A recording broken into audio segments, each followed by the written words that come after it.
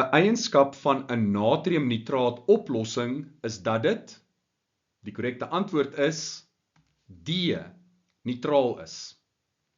So natriumnitraat is 'n sout wat gevorm word uit twee aspekte.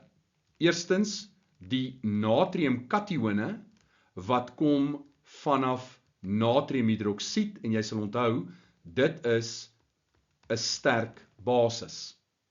En net so het jy die nitraatanione wat afkomstig is vanaf salpetersuur. Onthou, soutsuur, swaalsuur, salpetersuur, jou 3 sterk sure wat jy moet ken. En wat gebeur nou?